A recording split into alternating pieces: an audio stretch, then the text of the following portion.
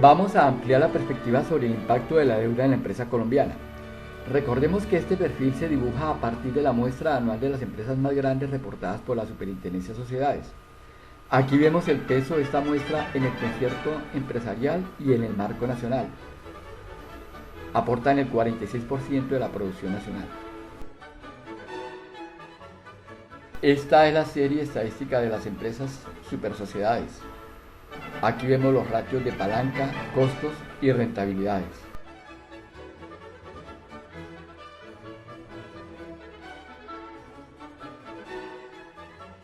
A partir de estas cifras mediremos unos comportamientos en el pasado reciente. Peso de las obligaciones financieras, diferencial de tasas de interés de préstamos, apalancamiento financiero, costo de capital y rentabilidad empresarial, origen estratégico de los beneficios, reparto de la riqueza creada por empresas privadas, rentabilidad empresarial. Medir la deuda en proporción al volumen de actividad en contra de la usanza de medirla frente al activo nos da una dimensión más real de los efectos en la supervivencia y el apalancamiento. Bajo esta perspectiva, las deudas financieras de las empresas de esta muestra representan la cuarta parte de toda la cartera comercial del sistema financiero. Las deudas financieras de estas empresas representan el 38% de todas sus deudas. Esto significa que el 62% de las deudas aparenta no tener un costo, o al menos no es explícito. Y el gran número, el monto total de deudas representa el asombroso nivel del 69% de todos los ingresos.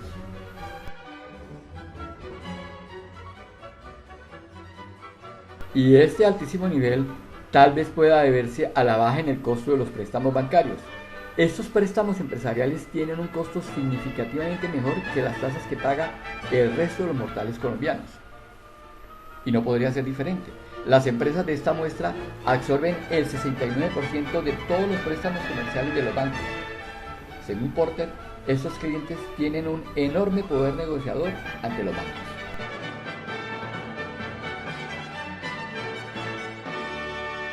Así evoluciona la palanca financiera medida, como lo ratificamos, en proporción al volumen de actividad. El nivel de palanca viene creciendo a toda prisa, como si hubiera un afán por desprenderse de las empresas. ¿Juego de deuda? Y esa acelerada expansión puede justificarse por las tasas de interés, al menos de las obligaciones bancarias. Como vemos, el costo efectivo tiende a caer de manera significativa, como invitando a entrar al juego. Recordemos que cuando las empresas no tienen definida una estructura de capital idónea, estos distractores y tentaciones los invitan a endeudarse. Ahora, dado que toda la deuda tiene un costo, así no sea explícito, vamos a medir este hipotético costo para la restante porción de deuda que no está contratada con los bancos. En realidad, este valor se manifiesta como costo de oportunidad si tuviésemos liquidez, por ejemplo, para comprar de contado o para pagar impuestos por adelantado. Y estimamos conservadoramente que este costo es equivalente al que cobran los bancos. Si fuese superior, se le pide plata al banco y se paga. Y este valor consolidado, obligaciones bancarias más resto de la deuda, lo medimos en proporción al volumen de venta.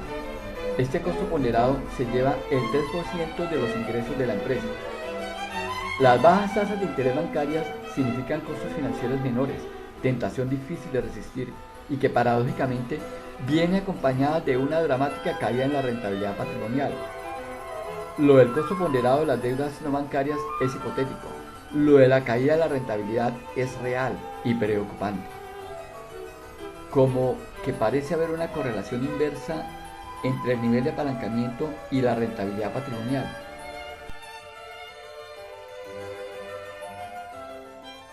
Ampliando esto, vemos que los excedentes, luego de pagar los costos financieros y los impuestos, cada vez se contraen hasta desaparecer. Y son los ingresos no operacionales quienes vienen a rescate para salvar la rentabilidad empresarial. Aquí podemos llegar a la simplista explicación que solo los beneficios no operativos, o sea, los ajenos al objeto social de la empresa, son los que reportan los beneficios totales. Hay que apuntar que dado que los préstamos no todos van a la operación, sino que una vez ingresados son reasignados a los diferentes frentes de inversión y que la información no permite asociar directamente las rentabilidades de cada frente, no podemos atribuir todo el beneficio a la no operacional, ni podemos cargar todo el peso del costo financiero al frente operacional. La empresa se toma como un todo, como una caja negra que crea riqueza o la destruye. Para el 2015 vemos que la utilidad operacional desciende al 5.1%, luego queda un neto de 2.1%. Pero falta pagar los impuestos. El imporrenta se lleva 2.2%, o sea que ni alcanzó para pagarlo. La utilidad empresarial reporta un 3.4% sobre las ventas, que como se aprecia proviene de las actividades no operacionales, poco relacionadas con el objeto social. Y si lo están, operan como precios transferidos desde o hacia las subsidiarias. Depende de donde mayor sea el impacto tributario.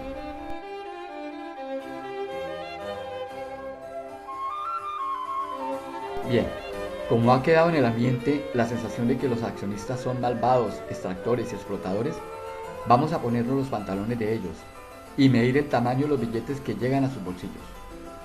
Para ello hay varias formas y métodos.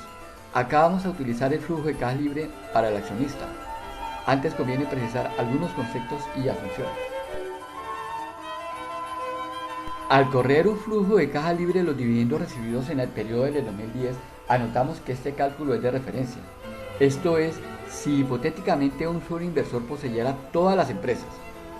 Para corregir las dificultades de consistencia de la presencia, no todas las 27.600 empresas tienen datos para todo el periodo y hay otras que arrancaron en el 2010 pero no reportaron en los siguientes años.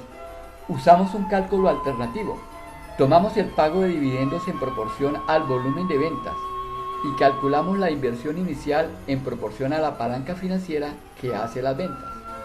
Hacia el final del horizonte asumimos toda la recuperación del capital, incluso con valorizaciones. Este es el flujo. Esto nos da una TIR del 7.8%. Ya usted sabe qué es una TIR y cómo se calcula. Como en ese periodo la inflación media fue del 2.8%, queda una renta neta del 5%.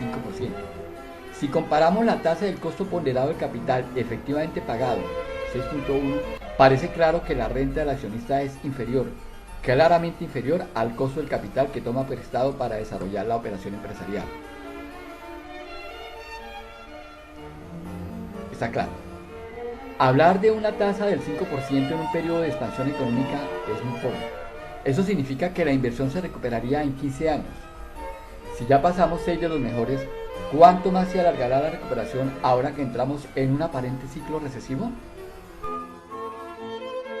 El sufrido inversionista y accionista está obteniendo una tasa de rentabilidad inferior de la que le cuestan sus préstamos, en términos reales y en un periodo de auge. Él está corriendo apuestas para mover la economía y generar empleo, y está apostando por el futuro del país. ¿Todavía piensa que son malvados?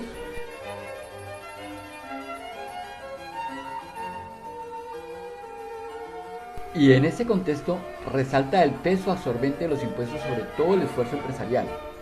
El impuesto reportado es el imporrenta, que no es el único, por lo que hipotéticamente vamos a estimar el impuesto al valor agregado.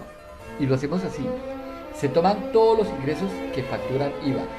Luego se suman todos los gastos y costos que pagaron IVA. Se excluyen los salarios y el amortizado por depreciación. La diferencia, que es el valor agregado neto, se liquida al 16%.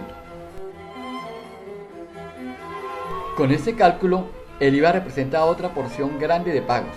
Este valor está oculto entre los costos y gastos y como tal presiona los costos operativos y en cierto modo reduce los márgenes empresariales y le resta maniobra competitiva a las empresas frente a productores de menores costos o a productos afectados por diferenciales cambiarios. Sumados estos dos impuestos, imporrenta e IVA, y sin incluir los otros impuestos como el predial, ICA, contribuciones, transacciones financieras del 4 por mil, tenemos este panorama. Los impuestos pesan más que los pagos a los accionistas, los que arriesgan el capital para mover la economía. Aparentemente, los impuestos se llevan una buena, muy buena tajada de los beneficios. Parece mucho, ¿no? En realidad es demasiado. Los empresarios están trabajando para el Estado. Bueno, así parece indicarlo las cifras. Este es el panorama de las empresas más grandes, las que practican gestión financiera moderna, reciben trato preferencial de los bancos y tienen poder negociador. Las demás, las que tienen más de la mitad del mercado, más pequeñas, no tienen esas gabelas. Más de la mitad de la economía colombiana es de subsistencia. De hecho, la tercera parte de la población vive por debajo de los límites de pobreza. Viven con menos de 5.000 pesos diarios. ¿Que cómo lo hacen? Así, la conjunción de una palanca financiera al límite, un voraz apetito tributario y un reciente resurgir de la rivalidad competitiva nos lleva a perfilar a la empresa colombiana como baja generadora de riqueza. ¿Apalanca la deuda al desarrollo empresarial? ¿Y entonces qué hacemos? La deuda como incógnita es un detonante que nos puede apalancar al progreso o nos puede estallar en la cara.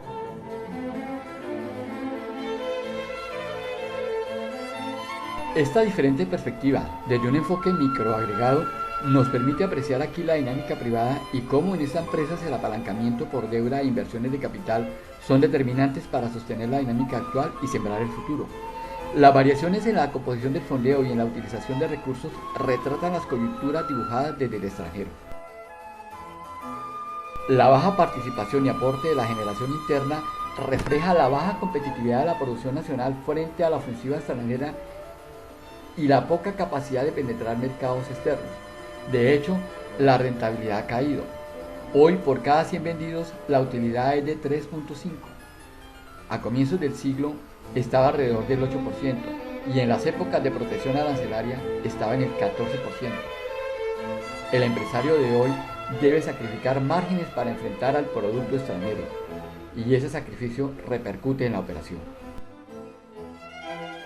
La afluencia de capital extranjero a la empresa colombiana está orientada al sector minero energético en busca de producciones que cubran la subida de los precios. Esa coyuntura de precios altos desapareció y parecerá que perdurará por 8 o 10 años más, dada la superproducción y la baja del consumo en la OECD por medidas para combatir el cambio climático, por nuevas tecnologías energéticas, por el envejecimiento demográfico y una crisis económica mundial de difícil y tardía recuperación. Los capitales extranjeros que ingresaron para dinamizar la actividad mineroenergética se están yendo y se irán todos. Y se van a ir otros capitales en actividades en las que la operación doméstica no tiene ventajas ni fortalezas competitivas. Tal vez llegará más capital para tupir más las redes logísticas. Un mercado de 50 millones de consumidores es bastante atractivo para un productor de bienes, que no necesariamente produciría en el país. Lo hará desde afuera, al amparo de los tratados de libre comercio, utilizando el comercio electrónico. A la maltratada economía empresarial llega el gobierno, no precisamente en su ayuda, lo contrario, a extraer más recursos de sus entrañas. En tan solo una década, los impuestos que pagaron las empresas aumentaron en pesos reales un 50%. Esto desanima aún más a los empresarios, que como vimos, no están invirtiendo salvo para reemplazar las estructuras desgastadas y dañadas y están prefiriendo más bien llevar recursos a otras actividades, algunos muy pocos, a hacer integraciones verticales y horizontales para reducir costos, garantizar el flujo de insumos o los canales de venta, otros a abrir mercados en el extranjero dentro de su línea de negocios, otro a inversiones financieras, algunos a especular. Es un mecanismo de supervivencia.